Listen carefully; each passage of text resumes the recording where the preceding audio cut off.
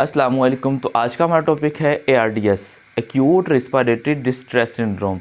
ARDS basically क्या चीज़ है, ये आपकी कैपिलरीज का डैमेज होना है। इसमें डैमेज होने की जो भी कॉज होगी, capillaries surrounding the alveoli, surrounding the lungs damage होंगी। वो डैमेज होंगी तो वो लीक आउट होंगी, लीक होंगी तो ब्लड जो आपका ओजेज आउट होगा आपकी किसमें, लंग्स में, जिसकी वजह से पेशेंट को एडिमा होगा।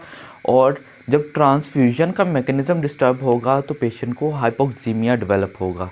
तो सबसे पहले क्या चीज़ है, ये एक्यूट रेस्पिरेटरी डिस्ट्रेस सिंड्रोम, आपकी कैपिलरीज सराउंडिंग द लंग्स की डैमेज होंगी। इसमें कैपिलरीज डैमेज होंगी ड्यू टू सम कॉजेज, जिसकी वजह से ब्लड लीक आउट होगा, लीकेज होगा। वो क्या कॉज करेगा, पल्मोनरी एडिमा। पल्मोनरी एडिमा होगा। मेन जो सिम्टम आएगा पेशेंट का वो होगा हाइपोक्सीमिया, मतलब पेशेंट के ब्लड का ऑक्सीजन लेवल ड्रॉप कर जाएगा। अब इसकी कॉजेज़ पढ़ लेते हैं। कॉजेज़ क्या हो सकती हैं, कॉजेज़ इंपॉर्टेंट है।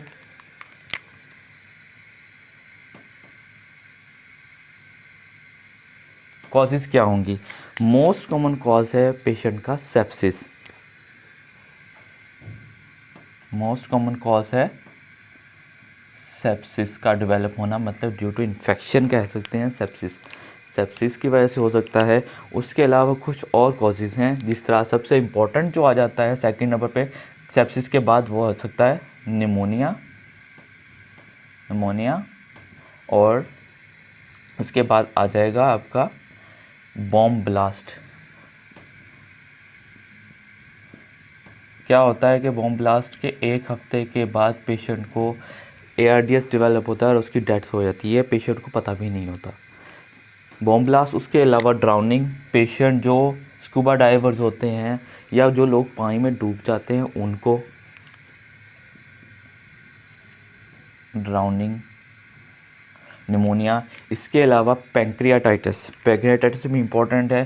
पैंक्रियाटाइटिस हो पेशेंट को, आपने ARDS माइंड में लाजमी रखना है, क्योंकि पैंक्रियाटाइटिस के एंजाइम, पैंक्रियाज के एंजाइम हर चीज़ को डाइजेस्ट कर रहे होते हैं, तो वो कैपिलरीज को भी डैमेज कर देंगे। Pancreatitis, pneumonia, bomb blast, drowning, pancreatitis. इसके अलावा अगर पेशेंट का एक्सीडेंट होता है, कोई भी ट्रॉमा हो सकता है, ट्रॉमा की वजह से हो सकता है पेशेंट को, ट्रॉमा की वजह से हो सकता है। इसके अलावा स्मोक इन्हेलर की वजह से हो सकता है, स्मोकिंग की वजह से तो नहीं, लेकिन स्मोक इन्हेल की वजह से हो सकता है। और इसके अलावा बर्न पेशेंट्स के अंदर भी, बर्न पेशेंट्स में भी acute respiratory distress syndrome develop होने के चांसेस होते हैं। मेन आपने याद रखना है सेप्सिस। हॉस्पिटल में सेप्सिस के साथ जो भी पेशेंट आता है उसको रेस्पिरेटरी ट्रैक की इन्वॉल्वमेंट लाजमी देखने को मिलेगी।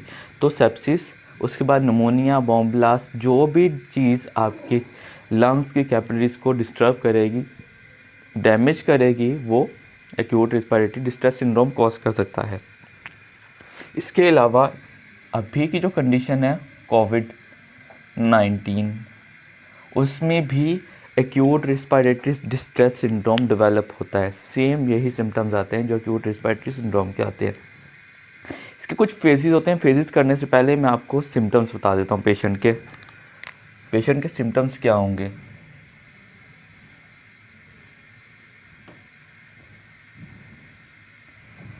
पेशेंट का सांस जो है वो सब, वैसे फेजेस के हिसाब से हमको लदा से पढ़ेंगे। पेशेंट को टैकिपनिया होगा,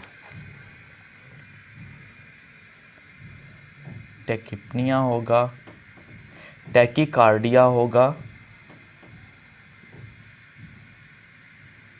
उसके अलावा पेशेंट डिस्निया की कंप्लेन करेगा। ऑफ कोर्स रिस्पायरेशन जो है वो इन्वॉल्वमेंट है, तो डिस्निया की कंप्लेन आएगी। टैकिपनिया होगा, टैकीकार्डिया होगा। हाइपोक्सिया तो आपको लैब इन्वॉल्वमेंट में मिलेगी जब आप लैब टेस्ट करवाएंगे। उसके अलावा पेशेंट को बाईलेटरल या सिंपली आप कह लें रेल्स मिलेंगे पेशेंट की ऑस्कल्टेशन में रेल्स, और इसके अलावा tachypnoea, tachycardia, dyspnoea, rales and cyanosis.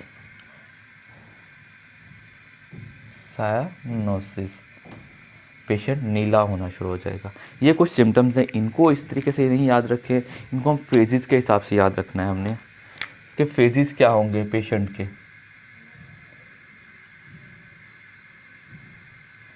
Phase 1 क्या होगा? फेज 1 में पेशेंट, सपोज करते हैं बॉम्ब ब्लास्ट का जो एक्सपीरियंस हुआ पेशेंट को, फर्स्ट वीक के अंदर जब पेशेंट प्रेजेंट करेगा उसको कोई सिम्टम्स नहीं आएंगे, नो सिम्टम्स। जस्ट उसकी डायग्नोसिस में आपको क्या चीज़ चेक मिलेगी? अल्काइलोसिस, सिर्फ एक अल्कलोसिस मिलेगी पेशेंट को। लेकिन उसके 6 से 48 घंटों के अंदर फेज़ 2 स्टार्ट हो जाएगा।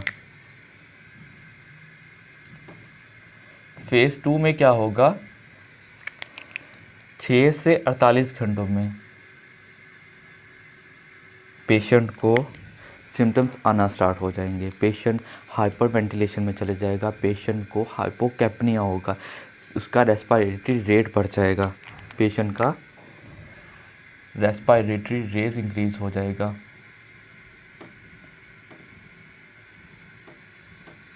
रेस्पिरेटरी रेट इंक्रीज होगा mean patient hyper ventilation condition में होगा। वेंटिलेशन, हाइपर वेंटिलेशन में होगा तो ऑक्सीजन को इनहेल करने की कोशिश में कार्बन डाइऑक्साइड बाहर निकालेगा तो हाइपोकैप्निक कंडीशन में चले जाएगा, उसको हाइपोकैप्निया हो जाएगा, कार्बन डाइऑक्साइड लो हो जाएगी। इसके बाद पेशेंट थर्ड फेज में चले जाएगा। थर्ड फेज में पेशेंट कोलैप्स होना शुरू हो जाएगा, पेशेंट का रेस्पिरेटरी फेलियर होगा और पेशेंट हाइपोक्सीमिया की कंडीशन में चले जाएगा। हाइपोक्सीमिया होगा पेशेंट को, और क्या होगा इसके अलावा? पेशेंट को टैकिपनिया होगा। इस कंडीशन में पेशेंट को टैकिपनिया होगा। फेज 3 में क्या होगा?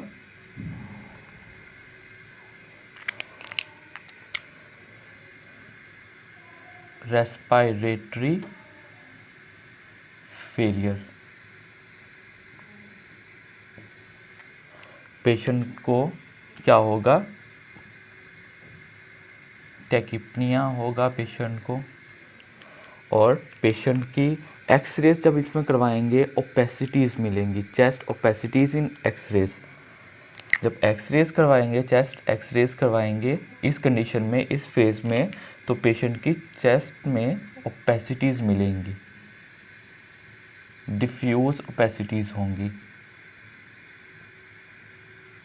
डिफ्यूज ओपेसिटीज़ इन फेज़ 3 मिलेगी।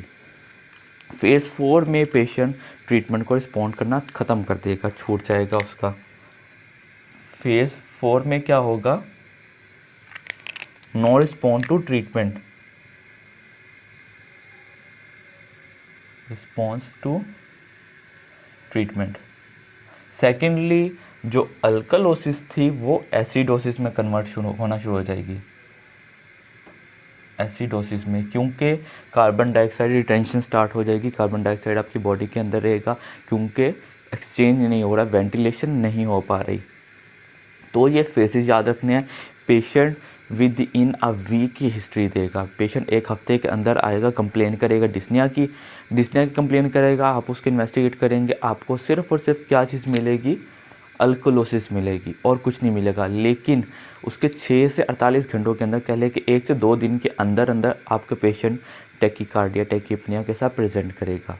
उसके बाद आप जब इन्वेस्टिगेट करेंगे, पेशेंट अगर फेज़ 3 में हुआ तो उसकी चेस्ट के अंदर ओपेसिटीज़ मिलेगी, खाली जगहें मिलेंगी। उसके बाद पेशेंट का ट्रीटमेंट अगर जारी रहा तो ठीक है, अगर पेशेंट रिस्पॉन्ड नहीं किया तो वो फेज़ 4 में है, उसमें पेशेंट को एसिडोसिस स्टार्ट हो जाएगी। अब इसका कर लेते हैं हम ट्रीटमेंट इन्वेस्टिगेशन से पहले आपको एक चीज़ ऐड कर देता हूँ यहाँ पे कि acute respiratory distress syndromes lungs की कैपिलरीज का इशू है, कार्डियोजेनिक नहीं है। अगर पेशेंट की पल्मोनरी वेज प्रेशर नॉर्मल हुआ तो वो कार्डियोजेनिक शॉक नहीं होगा, कार्डियोजेनिक कॉज नहीं है। मतलब अगर पल्मोनरी वेज प्रेशर नॉर्मल हुआ तो ये कार्डियोजेनिक कॉज नहीं है। लेकिन अगर प्रेशर रेज हुआ या प्रेशर नॉर्मल ना हुआ सिंपली, तो वो प्रेशर अगर रेज हुआ तो वो कार्डियोजेनिक कॉज होगी।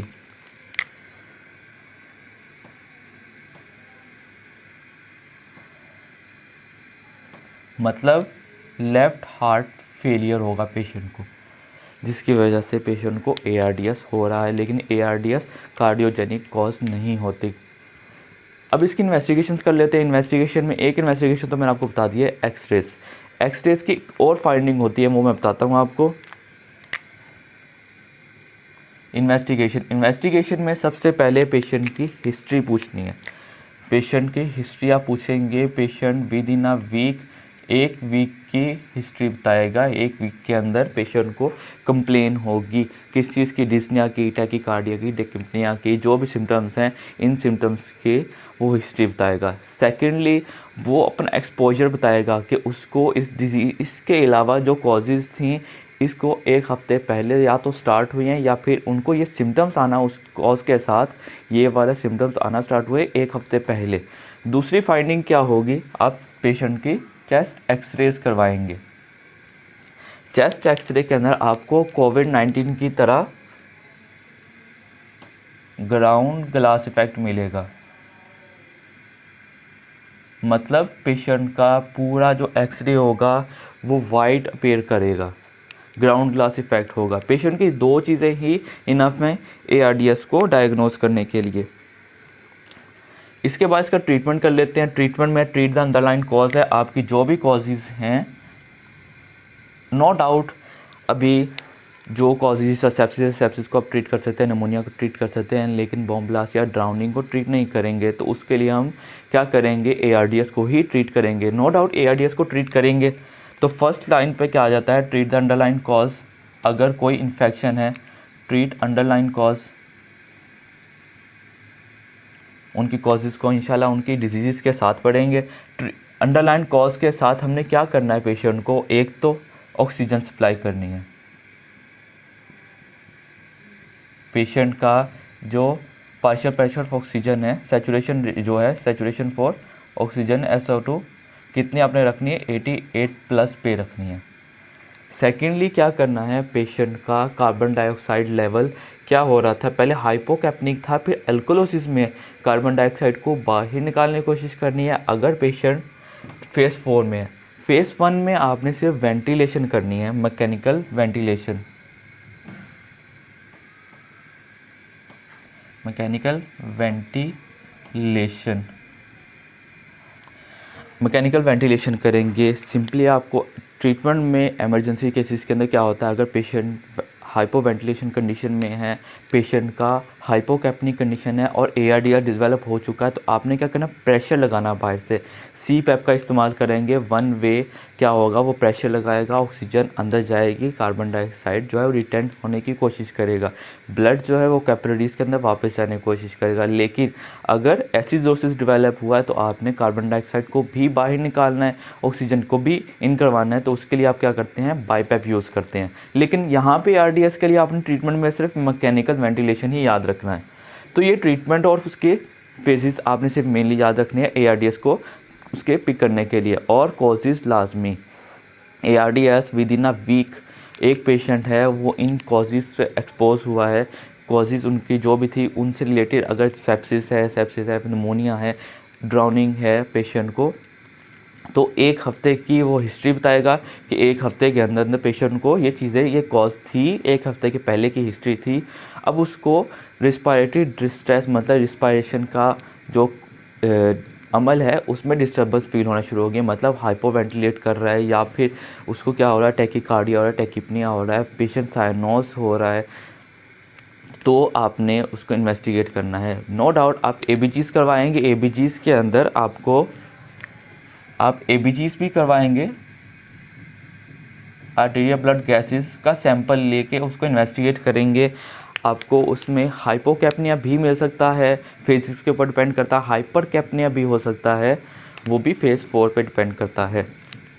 एंड आप उसको ट्रीट करना स्टार्ट करेंगे। मेन ट्रीटमेंट ही क्या है इसका, ऑक्सीजन सप्लाई है थ्रू वेंटिलेशन, और आपने ट्रीट को कॉज करना है। फोर्थ फेज़ के अंदर ट्रीटमेंट को पेशेंट रिस्पॉन्ड करना छोड़ देगा तो आप उसको मैकेनिकल वेंटिलेशन पे शिफ्ट करेंगे। इसके अलावा ये डिज़ीज़ स्टीरॉयड्स को रिस्पॉन्ड नहीं करती, नॉट रिस्पॉन्ड टू स्टीरॉयड्स।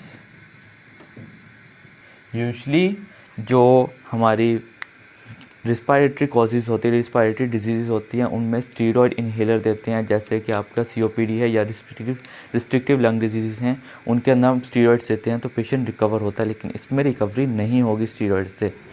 तो ये था ARDS।